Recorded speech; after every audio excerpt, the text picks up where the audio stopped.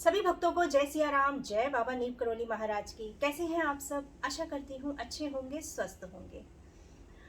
आज का जो मैं अनुभव लेकर आई हूँ वे है कैंची निवासी श्री पूर्णानंद तिवारी जी का। इनके कई बच्चे हैं और अब वह सब बच्चे बड़े हो गए हैं, लेकिन आरंभ में इनकी आर्थिक स्थिति अच्छी नहीं थी। इनको अपनी आजीविका के लिए इनके पास कोई साधन भी नहीं था। परिवार बड़ा था और कमाई का कोई जरिया नहीं था। थोड़ी बहुत इनके पास जमीन थी, लेकिन उस जमीन से भी खेतीबाड़ी करके इतने बड़े परिवार को चलाना आसान नहीं था। पूर्णानंद जी अपने जीवन में बहुत दुखी हो गए, परेशान रहने लगे और परेशानियों से घिरकर एक दिन इन्होंने ये निर्णय लिया कि मैं ये अपनी जमीन बेच दूंगा। और इसके चलते इन्होंने एक पंजाबी महोदय से इस विषय में बात भी कर ली। लेकिन सन 62 में अचानक से बाबा महाराज जी इनके घर पधारे और कहने लगे कि हिम्मत मत हार। बाबा महाराज जी ने पूर्णानंद जी का ढांढस बंधाया और उन्हें समझाया कि हाथी चलता रहता है और कुत्ते भौंकते रहते हैं, वह अपना काम करते रहते हैं। बाबा महाराज जी की सांत्वना भरी बातें सुनकर पूर्णानंद जी को कुछ आराम मिला।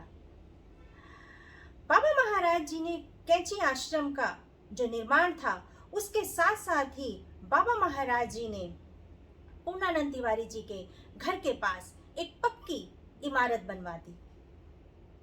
उसमें बाबा महाराज जी ने एक डाक खाना खुलवाया। साथ में ही बाबा महाराज जी ने एक दुकान बनवा दी और दुकान पूर्णानंद जी को खुलवा दी।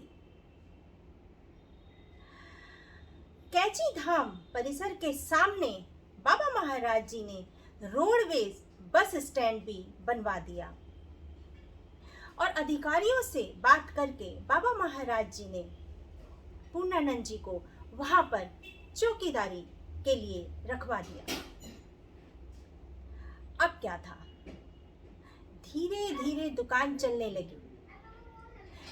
खेती बाड़ी का ध्यान भी रखते रहे, चौकीदारी भी करते रहे।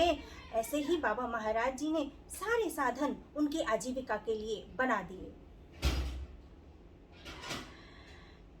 बताते हैं कि वो दुकान एकदम अकेली थी उस समय, और दुकान जहां पर वो थी वह धीरे धीरे इतनी चलने लगी कि पूर्णानंद तिवारी जी का जो आर्थिक स्थिति थी उसमें बहुत सुधार आने लगा। कहते हैं कि खेती बाड़ी उस भूभाग में फल सब्जियां, क्योंकि वो दुकान अकेली थी इसीलिए सब्जियों का, फलों का आना जाना मोटरसाइकिल रास्ते से ही आरंभ हो गया और पूर्णानंद जी का परिवार अच्छे से चलने लगा। बच्चे अच्छे से पलने लगे, पूरे परिवार का लालन पालन अब आसानी से होने लगा।